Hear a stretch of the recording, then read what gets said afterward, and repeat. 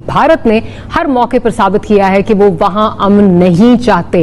UN security council के forum से पाकिस्तान के खिलाफ हर्जासराई करने का भरपूर मौका तो भारत और अफगानिस्तान ने हासिल कर लिया। पाकिस्तान को पंचिंग बैग बनाकर अपनी नाकामियों के लिए अफगान हुकूमत और इसके हमनवा क्या यही करते रहेंगे? जो स्पेशल मीटिंग हुई जो भारत ने, जिसमें डिलिबरेटली जो है वो पाकिस्तान को बाहर रखा, एक अहम स्टेक होल्डर को आपने जो है वो बाहर रखा। अफगानिस्तान में अमन हिंदुस्तान की ख्वाहिश ही नहीं है और मेरे ख्याल में अमेरिका को भी मैं शक की नजर से देखता हूं, न वो अमन चाहते हैं। से भड़क लगाने की जरूरत नहीं है। आपका पाकिस्तान में सब समझते हैं आप बहुत माचो आदमी है, बड़े दबंग है, लेकिन वो मुल्क को कास्ट कर जाता है आपका दबंग तो ना। और जहां तक इंडियन फैक्टर है इसमें कोई शक नहीं, उनकी लॉबी बड़ी स्ट्रांग है। अमेरिका में देख लीजिए और भी ममालिक में, इवन यूके में उनकी लॉबी इतनी स्ट्रांग है कि वो अभी यूके में देख लीजिए एम्बर लिस्ट वाला सारा देखे उनकी निकल गए और हम रह गए। लेकिन सलामती काउंसिल के अफगानिस्तान पर होने वाले इजलास में पाकिस्तान को मदऊ न करना और मुशीर बराए कौमी सलामती मोईद यूसुफ के अमेरिका में एक इंटरव्यू से ये तासुर गया कि जैसे पाकिस्तान को इग्नोर करने की कोशिश हो रही है। पाकिस्तानी लीडरशिप की नफ्सियात उनको कहीं अच्छी तरह परख लिया है बड़ी पावर्स ने। उन्होंने देखा है कि अगर इन पर दबाव डाला जाए तो ये ज्यादा अच्छा बिहेव करते हैं, बजाय इसके कि इनके साथ प्यार मोहब्बत किया जाए।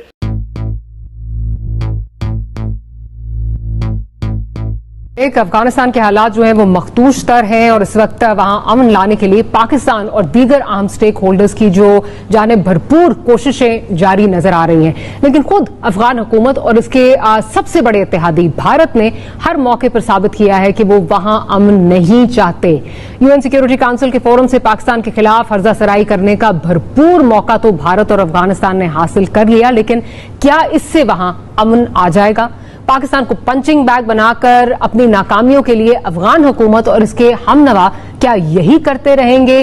जबकि अफगानिस्तान में अगर देखा जाए तो एक के बाद एक हर सूबा तालिबान की झोली में गिरता जा रहा है।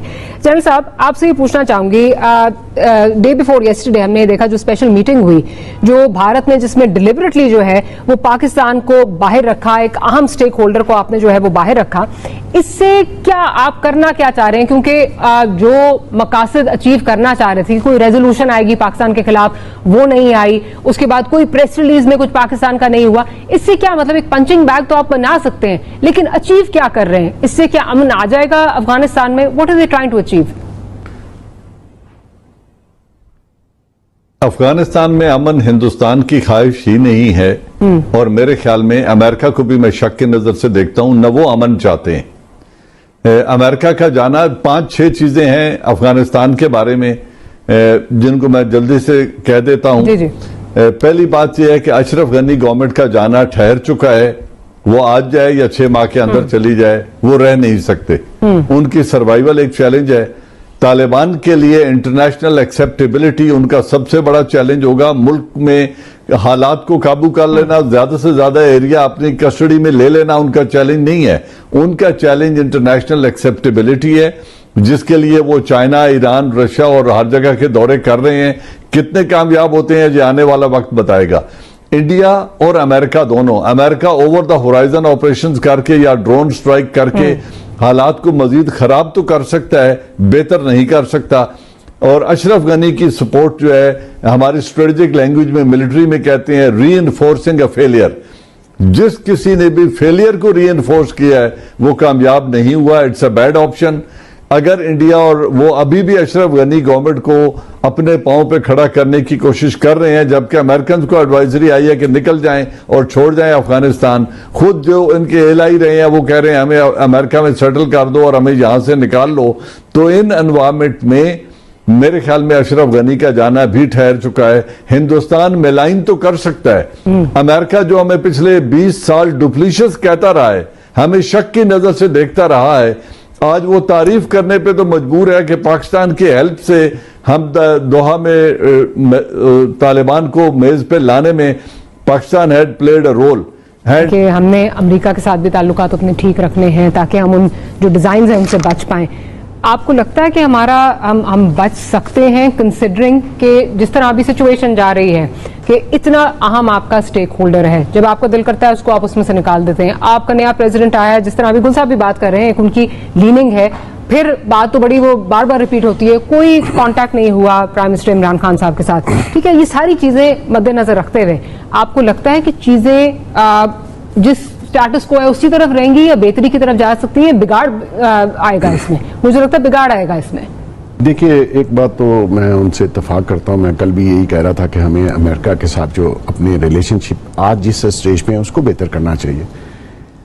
डिप्लोमेसी है भी ऐसी कि आप कभी भी किसी से दोस्त और दुश्मन नहीं होते। आप डिप्लोमेसी का मतलब यही कि आप इन बिटवीन अपने रिलेशनशिप और अपने मफादात, हर शख्स, हर कौम, हर मुल्क अपने मफादात के लिए काम करता है। गो के अमेरिका जो है एक इम्पोर्टेंट मुल्क है इस दुनिया में और आप उससे बिगाड़ नहीं सकते। मैं कल भी किसी को कह रहा था, हमारा 80% एक्सपोर्ट जो है वो अमेरिका में जाती है। ये जो टेक्सटाइल जिसका हम बहुत जिक्र करते हैं, अमेरिका में जाती है। उसके अलावा भी बिजनेस, ये मतलब ग्लोबल विलेज है, आपको बिगाड़नी नहीं है। जहां तक इंडियन फैक्टर है इसमें कोई शक नहीं, उनकी लॉबी बड़ी स्ट्रांग है। अमेरिका में देख लीजिए और भी ममालिक में, इवन यूके में उनकी लॉबी इतनी स्ट्रांग है कि वो अभी यूके में देख लीजिए एम्बर लिस्ट वाला सारा देखे, उनकी निकल गए और हम रह गए। हालांकि यहाँ पे अल्हम्दुलिल्लाह वो सिचुएशन नहीं है जो इंडिया में है। और आज भी मैं वो पढ़ रहा था, 31 लोगों ने वहाँ पे रिट पिटीशन फाइल की है कि रेड लिस्ट से निकाला जाए, लेकिन हमारी गवर्नमेंट ने क्योंकि उनको नाराज किया हुआ ब्रिटिश को बिकॉज ऑफ नवाज शरीफ, मतलब एक बंदे की खातिर पूरी कंट्री को दाव पे लगाया हुआ है। मैं ये समझता हूं कि रिलेशनशिप डिप्लोमेसी बड़ी सोच समझ कर, ये भी जो खान साहब ने बड़क लगाई थी, absolutely not, this is not a diplomatic norms के आप इस तरीके से। और जिस चैनल को वीडियो एंटरटेनमेंट चैनल है वो कोई न्यूज चैनल नहीं है, और उसकी इतनी तशहीर की फिर जाके कहने फोन ही नहीं करते आप हमें। तो थोड़ा सा रियलाइज करना चाहिए, जो डिप्लोमेट्स या जो हमारे जो अभी मोईद यूसुफ साहब गए हुए थे, डिप्लोमेसी सीखें। खान साहब को चाहिए ठंडे दिल से, बड़क लगाने की जरूरत नहीं है। आपका पाकिस्तान में सब समझते हैं आप बहुत माचो आदमी है, बड़े दबंग है, लेकिन वो मुल्क को कास्ट कर जाता है आपका दबंगपुना। और ये आप अकेले नहीं है, 22, 23, 24 करोड़ का मुल्क है, उसको देखिए। अफगानिस्तान की सिचुएशन पे आ जाते हैं तो वो नेचुरली इंडिया उस पर रोल प्ले करेगा। इंडिया का तो सारा काम खराब हो गया, जिस तरीके से इंडिया ने ऑपरेट किया अफगानिस्तान से, हमें डिस्टर्ब किया, बॉर्डर डिस्टर्ब किए, हमारे यहाँ जिस किस्म की दहशतगर्दी करवाई है वो तो अल्हम्दुलिल्लाह फौज ने उसको बड़ी मुश्किल से, ये बड़ा डैमेज हुआ और उसके बाद कंट्रोल हुआ। तो कभी इंडिया तो हमारे फेवर में हो नहीं सकता कि आप कहें, लेकिन हमें बड़ा स्मार्टली प्ले करना है। और हमें चाहिए कि जितने भी ममालिक हैं, चाहे वो छोटा या बड़ा, तो उससे हमारे तल्लुकात अच्छे होने चाहिए। अफगानिस्तान की सूरत हाल में रोज बरोज तब्दीली आ रही है, जिससे पाकिस्तान बराह रास्त मुतासर होता है। हाल ही में 2 डेवलपमेंट्स ऐसी हुई कि इसने पाकिस्तान के किरदार की नफी का तासुर उभारा है। हालांकि दुनिया ये जानती है और बारहा ये कहा जा चुका है कि पाकिस्तान के मुस्बत किरदार के बगैर अफगान तस्फिये का हल मुमकिन ना था, और आगे बनती सूरत हाल में भी अफगान फरीकैन यानी हुकूमत और तालिबान के बाद अहम तरीन फरीक पाकिस्तान ही है।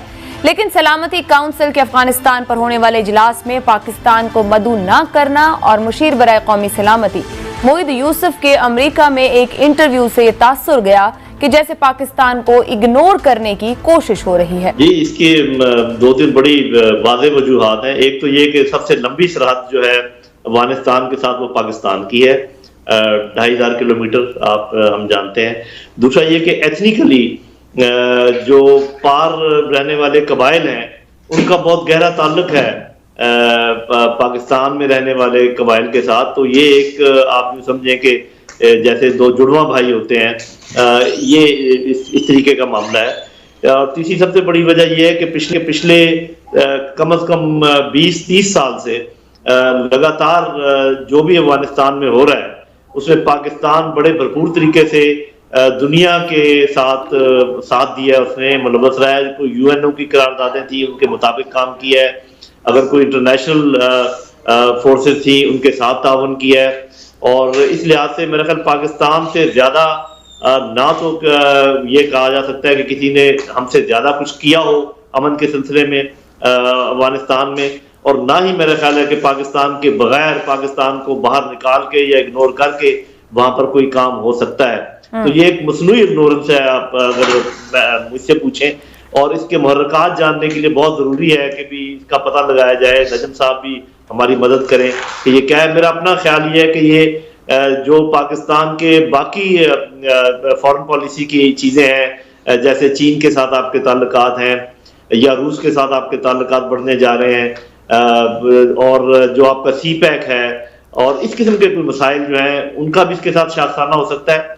और दूसरा ये है कि आपको पता है कि अभी भी इस किस्म के शकूक का इज़हार किया जाता है कि जी जो अमेरिका को वहां से निकलना पड़ा या जो भी उनको प्रॉब्लम हुए वो पाकिस्तान की वजह से हुए, हालांकि लगातार यहाँ से उनकी लॉजिस्टिक जाती रही। एयर कॉरिडोर शायद वो आज भी इस्तेमाल कर रहे हो, मुझे सही मालूम नहीं है। तो मुझे तो समझ नहीं आती। और मेरा अपना एक और ख्याल भी है, और ये मेरा जाती ख्याल है, इस पे नजम साहब भी कर सकते हैं। मेरा ख्याल है कि जो पाकिस्तान की नफ्सियात हैं, पाकिस्तानी लीडरशिप की नफ्सियात, उनको कहीं अच्छी तरह परख लिया है बड़ी पावर्स ने। उन्होंने देखा है कि अगर इन पर दबाव डाला जाए तो ये ज्यादा अच्छा बिहेव करते हैं, बजाय इसके कि इनके साथ प्यार मोहब्बत किया जाए या इनको इग्नोर किया जाए तो फिर ये प्लीड करते हैं कि जी आप हमारे साथ हमें क्यों इग्नोर कर रहे हैं। तो अगर हम अपना रवैया बदल लें और अपना रिएक्शन बदल लें तो मेरा ख्याल है कि दुनिया के जो बड़े ममालिक हैं उनके रवैयों में बहुत फर्क आ जाएगा।